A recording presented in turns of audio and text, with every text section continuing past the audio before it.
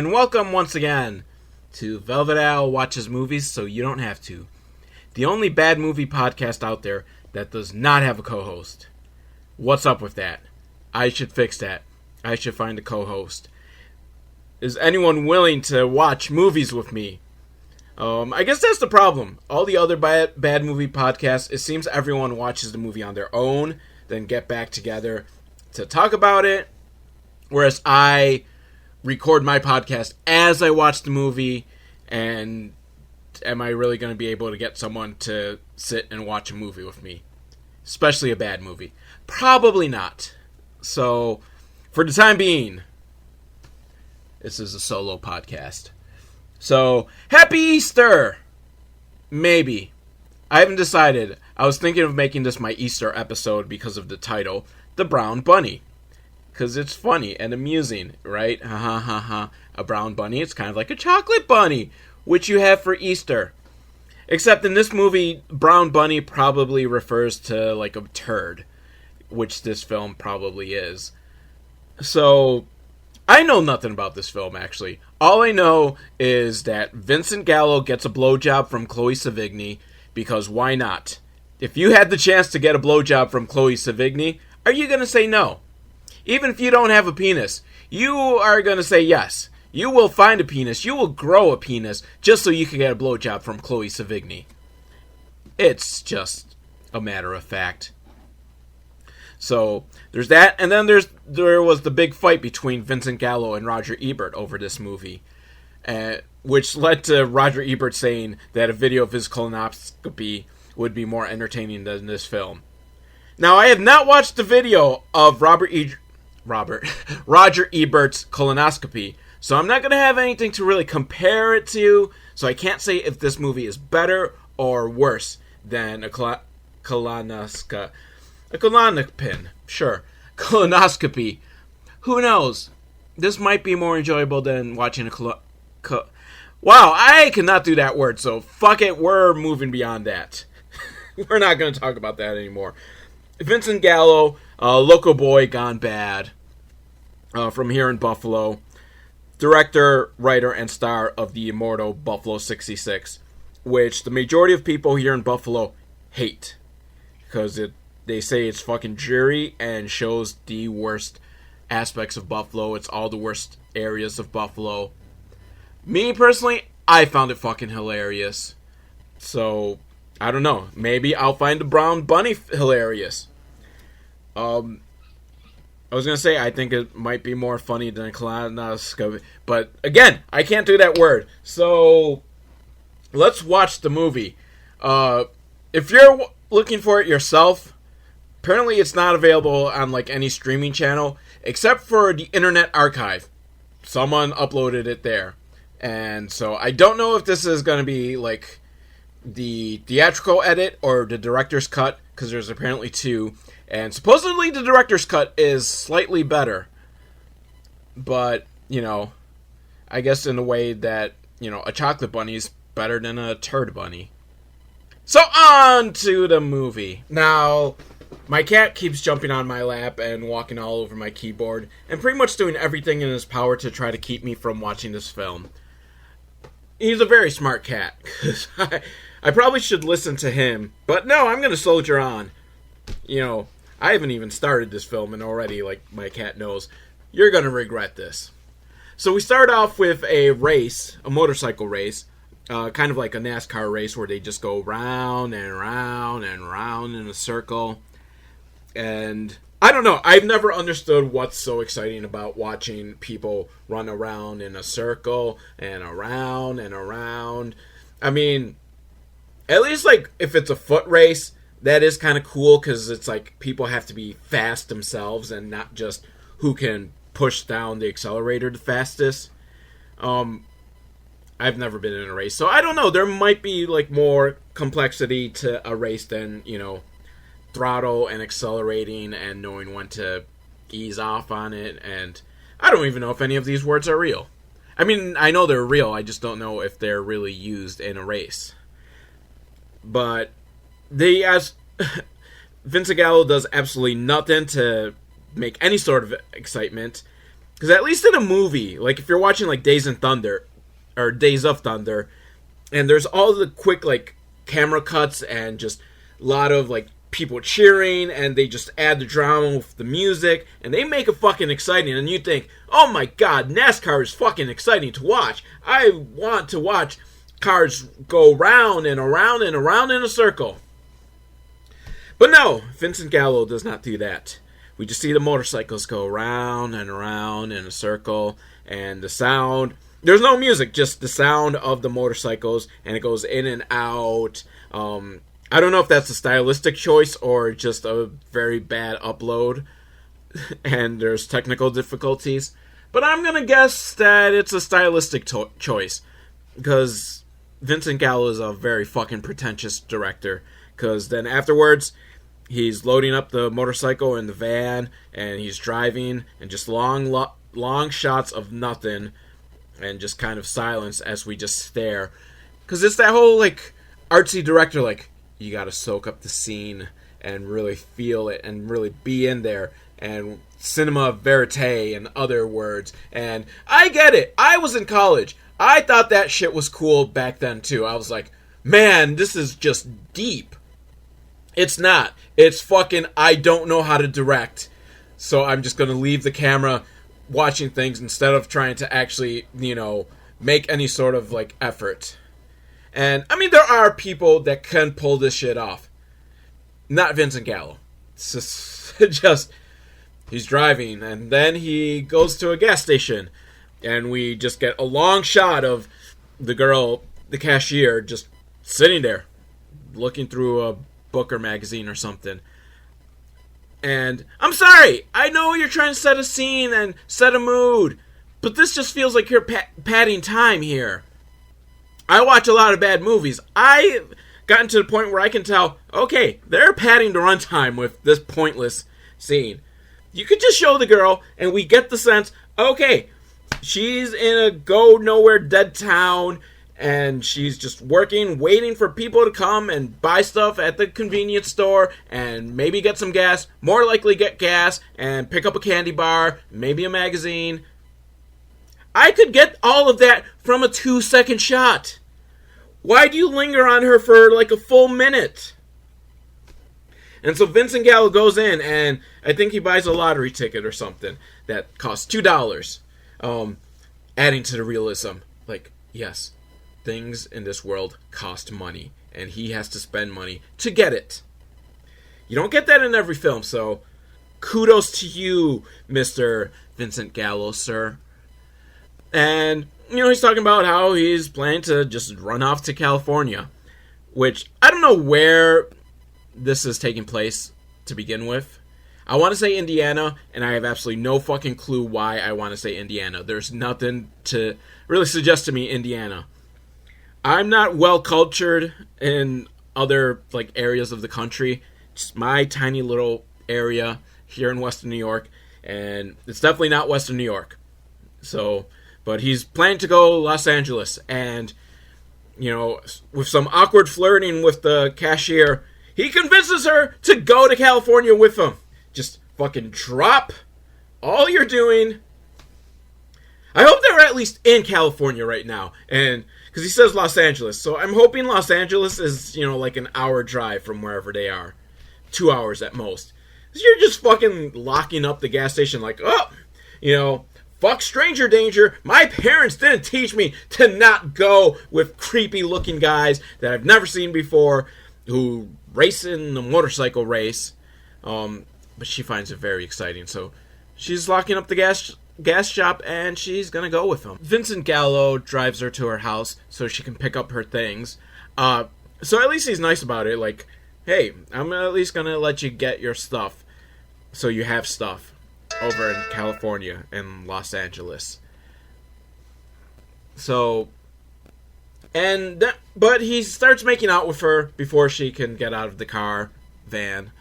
And she looks kind of 16, so I'm hoping she's 18. Please be 18. I hope you're not that fucking creepy, Vincent Gallo. At the very least, if she's supposed to be 16, I really hope you hired an 18-year-old to play her. This is fucking creepy. And as she's packing up her stuff, Vincent Gallo just drives off. Like, yeah, he just like, okay, I'm out of here. Maybe he heard me. Maybe he's like, you know what? Velvet Al is right. I did not check this girl's ID. She could be fucking underage. I do not want to get in trouble. I'm out of here. Good for you, Vincent Gallo. Do not fall for the jail bait. It's not worth it. I don't know. I haven't been in jail. But I imagine it's not worth sleeping with a 16-year-old to be in jail. Because just, ew, it's so fucking scuzzy. The idea of sleeping with a 16-year-old. Even when I was 17, I thought that was kind of scuzzy. Not really, but that was a good line, I think. And so we get lots of shots of him driving, because gotta set the mood, man. You gotta know, this is real life. This is a guy driving, and that's what people do in real life. If you ever listened to the audio commentary on the Trapped in the Closet DVD, and if you ever get a chance, please do. Do not buy it like straight from anywhere, because R. Kelly should not get your money. But if you can find it used, or find it like online, it is fantastic. Because he will say shit like, and now these people are having sex, because that's something people do in real life. R. Kelly is a fucking genius, and so is Vincent Gallo. Except instead of showing that real people have sex in real life, he's showing that real people thrive in real life. Although I do want to mention, kudos for the film stock he got. Because it does feel like this is a 70s film. Or maybe 60s. Just one of those fucking like art films. It's fucking Easy Rider! That's what it is. Easy Rider is a fucking horrible film! It is... Easy Rider is 100% only of its time. Only in its time could it have been considered good.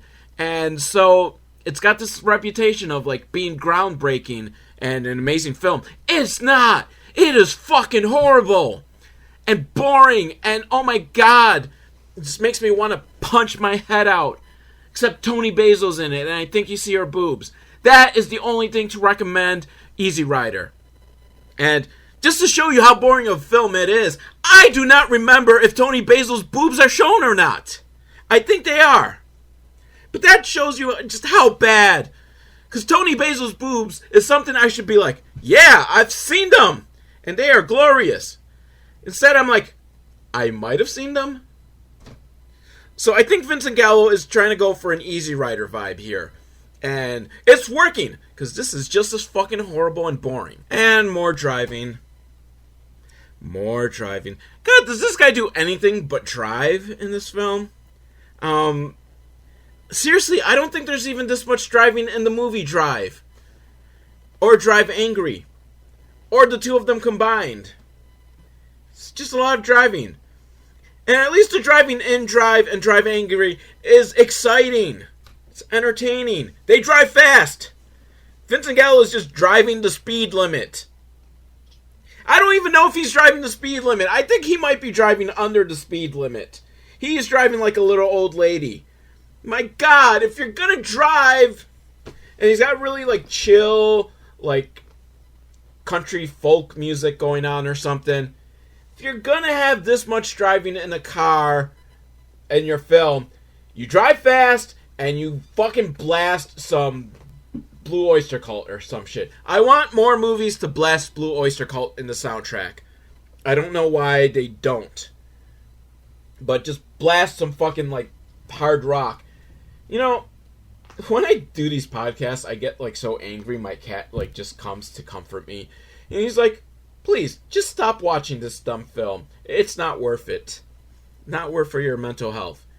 And I think he might have a point. Like I said, this is a very smart cat. So he's finally reached his destination. Or maybe a destination. I don't know if this is where he was planning to go. And he knocks on the door. We wait with him. While it takes a while for the door to be answered, he has to knock a few times. Soak in the realism, man. Because, you know, people take time to answer the door.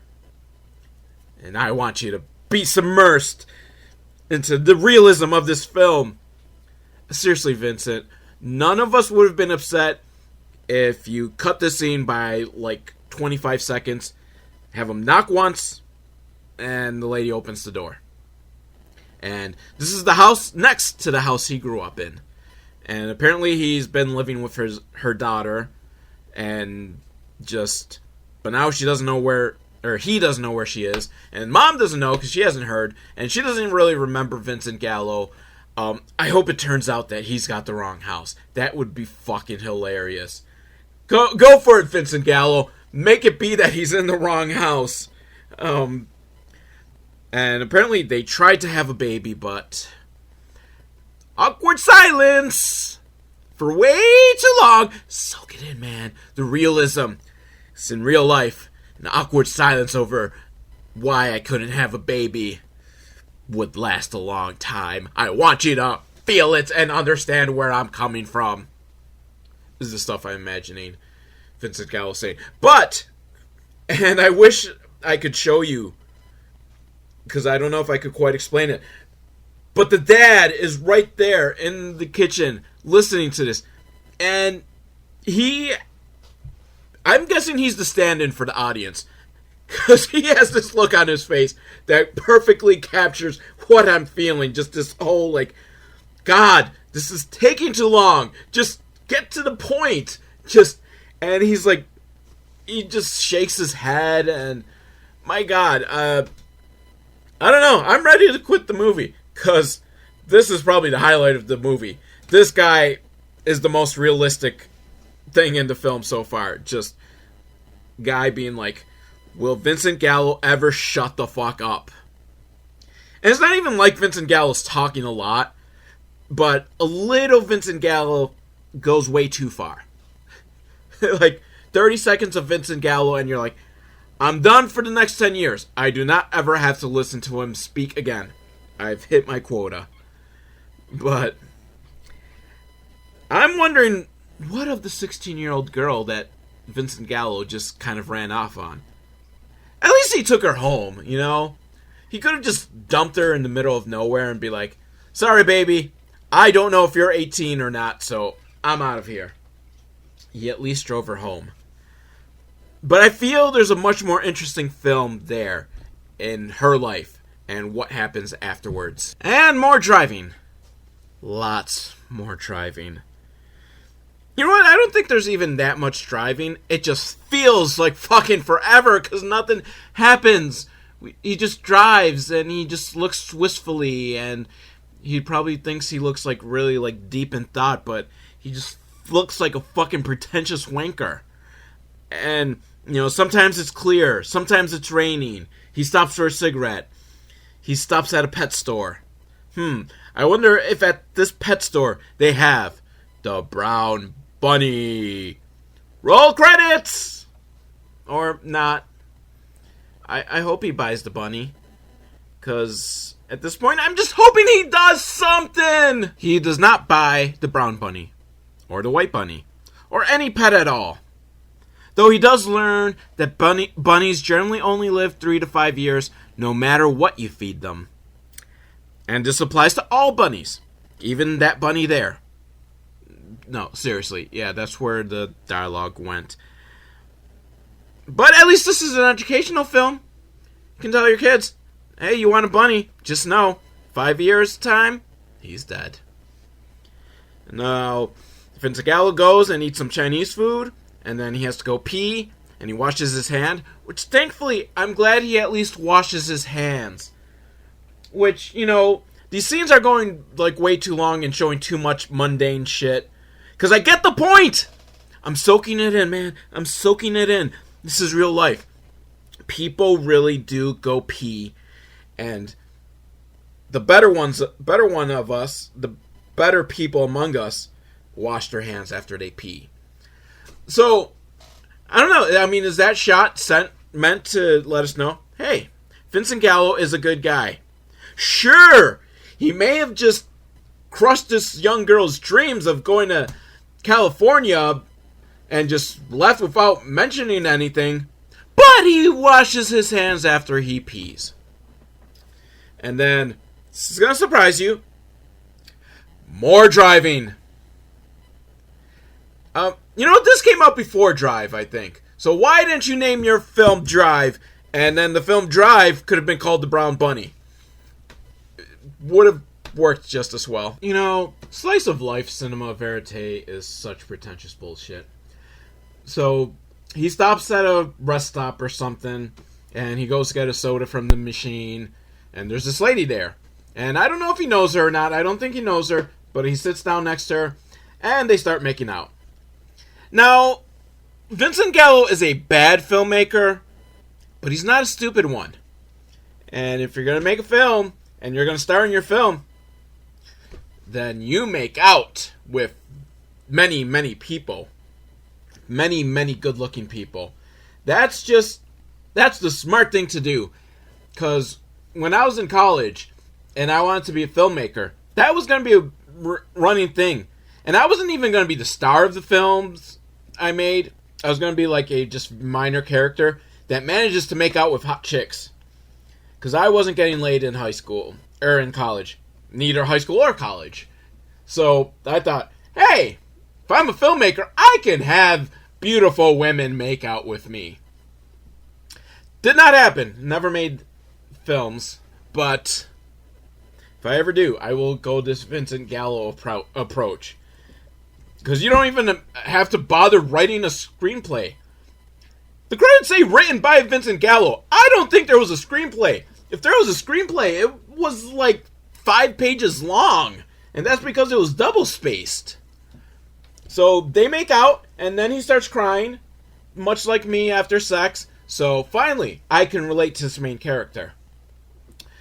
Soak it in, man. Soak in the realism, because sometimes people, after they kiss, they cry. And then he's back in the van, and back on the road, and we're driving again. And now he reaches a motel. He sleeps it out for a bit, gets up, takes a shower, gets dressed. Which, I don't know, this film, for all of its faults, it had been pretty realistic, at least, up until this point. But Vincent Gallo does not strike me as the kind of guy that bathes.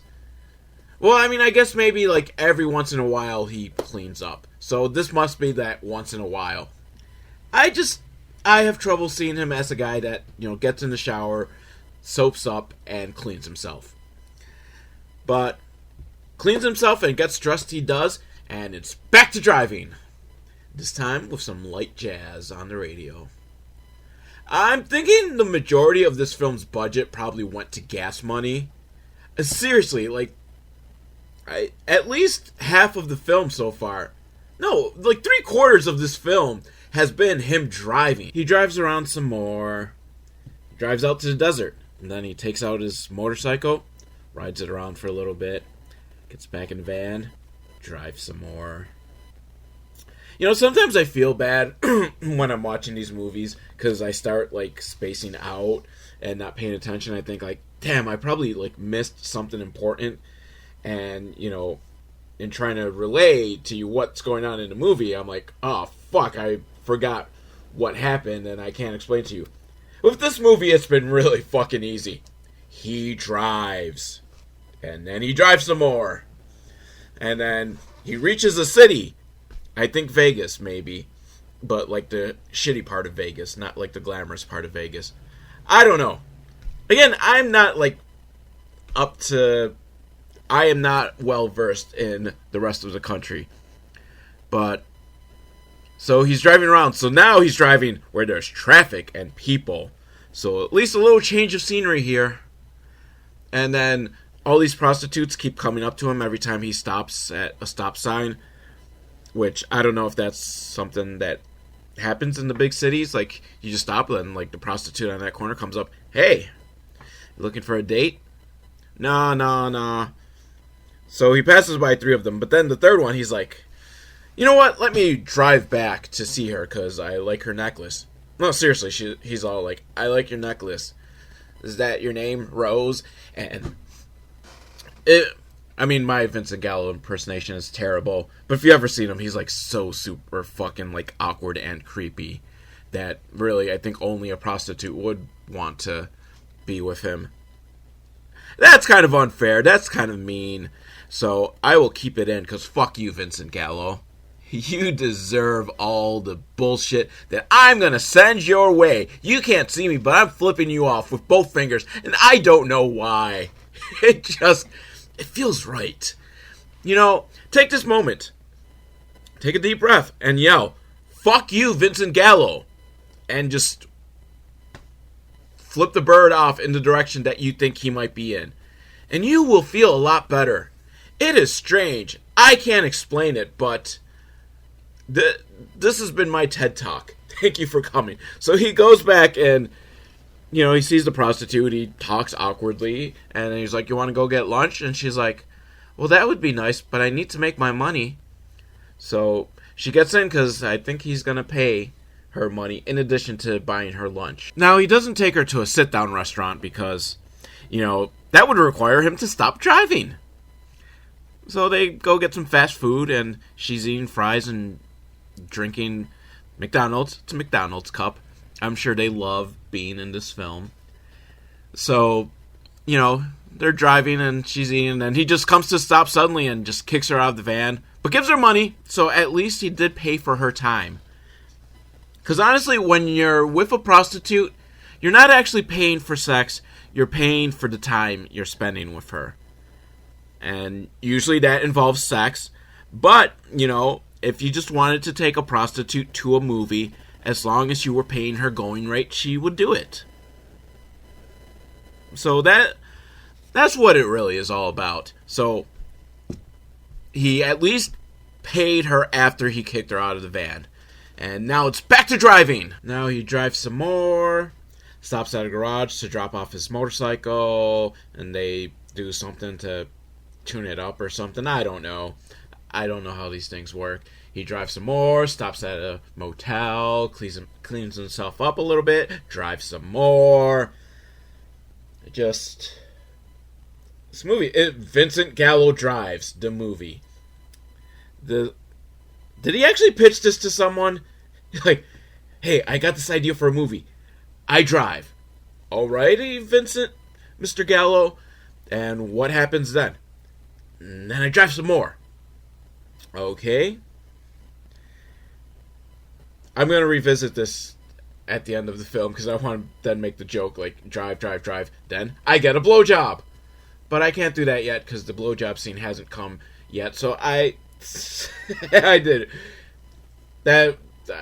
No pun intended on the blowjob scene not coming. But whatever. Just so much driving. And then he stops at a house, and I think it's his ex-girlfriend's house, and he's knocking on the door, and there's no answer. And he has a flashback to making out with his ex, Chloe Sevigny, which, hey, if I was directing a film, that would, see, the ratio is backwards in this film, in my opinion. If I were directing it, 95% of it would be me making out with Chloe Sevigny, 5% of it would be driving. Oh, and I just hit the unpause button on the movie, and then I'm like, oh shit, I forgot to unpause it. I must have missed it. No, like, I did hit the unpause button, and there was just like a minute of him sitting there, not moving, no sound on the soundtrack, just him staring, unmoving, and no sound. I honestly thought it was paused, but it wasn't. I hate you, Vincent Gallo. Yeah, I got so angry, I accidentally hit my keyboard, so I think it stopped recording. So if it sounds a little, like, wacky in that last, like, 30-second stare, that's why. So, fuck you, Vincent Gallo! Fuck you, fuck you, fuck you! And throwing up the middle finger. Oh my god, I can't explain it, but it does make me feel so much better to do that! So, he goes back to his motel room, tells the front desk, hey, I might be having a call coming in later, bring it right through, or maybe let the person write up. I wasn't paying that much attention because I figured, is there really anything to pay attention through this film? And then Chloe Sevigny shows up to his room, and, you know, he's all mopey, so she gives him a hug while he's sitting on the bed, and it's like, there, it's all okay. And they talk. I think they're supposed to be airing their regrets or something, and she talks about the time that he bought her a giant chocolate bunny. Is that the brown bunny? But then just a lot of weird, awkward making out that leads to the blowjob scene, which is just so uncomfortable to watch. And I mean, like, I think that was the point of it. Like, he's not trying to make it sexy, but just wow.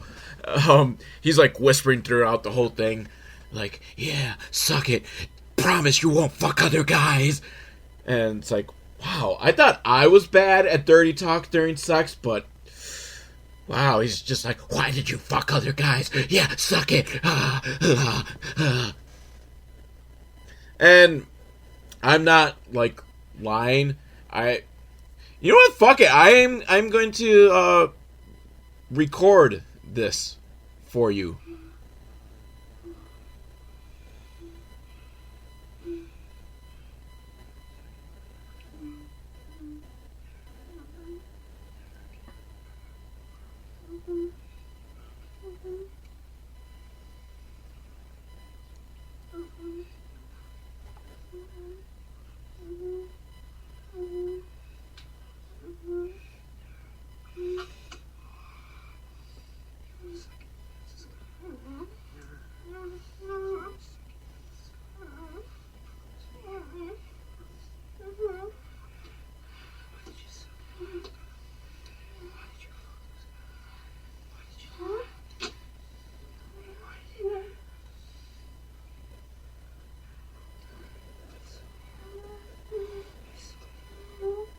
Yeah, I don't know if you caught any of that, because he's, like, just really fucking whispering.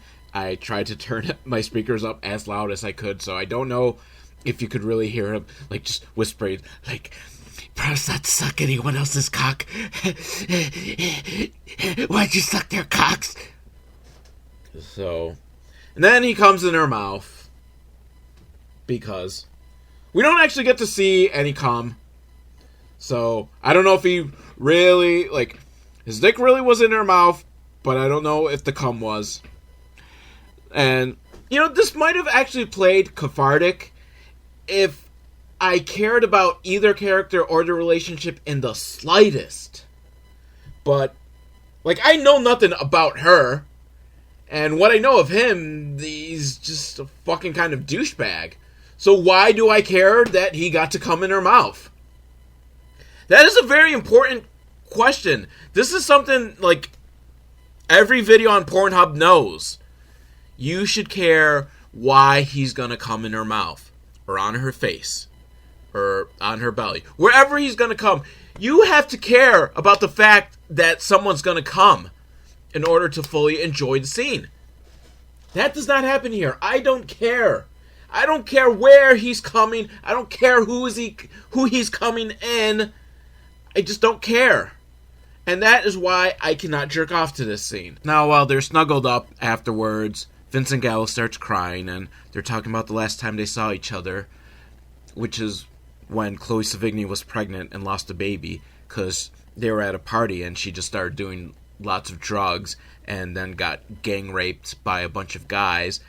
And Vincent Gallo saw this and he ran, and when he came back there was an ambulance because she had choked to death and was momentarily dead. And just very sad. And I will say, you know what? I actually liked this scene. I think this scene worked well. And had it come before the blowjob, I think the cathartic nature that he was aiming for with the blowjob scene would have worked.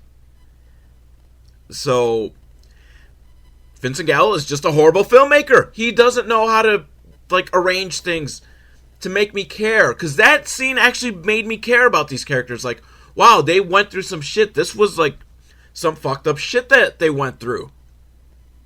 Now, like, the blowjob scene is acceptable and totally jerk-offable, too. But, no, like, actually, you know what? I'm gonna say, had this been, like, a 15-20 minute short film, this could have been, like, a nice little character study. This is... Because that, like, that final 2-minute scene actually was good. But we had, like, a fucking hour and a half of him driving. By the way, you can guess, afterwards, the film ends with him driving. If we didn't have an hour and a half of him driving, had we had just that 2-minute scene at the end, just do a minute of the him in the motorcycle race, couple minutes of him driving to different places, maybe cut down like scenes of him talking to other people, and then just, you don't even need the blowjob scene, but just cut pretty much to just him having this conversation with her of what happened at the party. That was a good scene, and that actually worked, and would have worked so much better in a better fucking film. Or in a 10-minute film. If I didn't have to sit through an hour and a half of Vincent Gallo driving.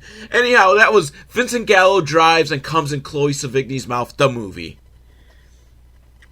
Which, there is a bunny in it, and they talk about Chocolate Bunny, so I guess the title isn't like 100% wrong. But, jeez. Okay, I'm getting myself worked up, so Vincent Gallo, I'm going to assume you're like 98 degrees southwest. I don't know. Just that direction here.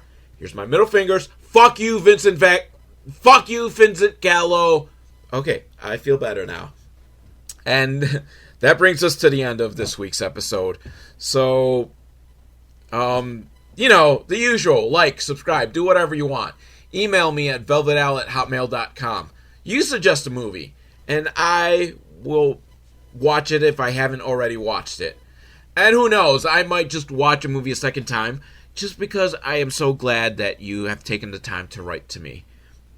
But until then, I hope that I will never watch another Vincent Gallo movie ever again, no matter how many blowjobs he gets in it.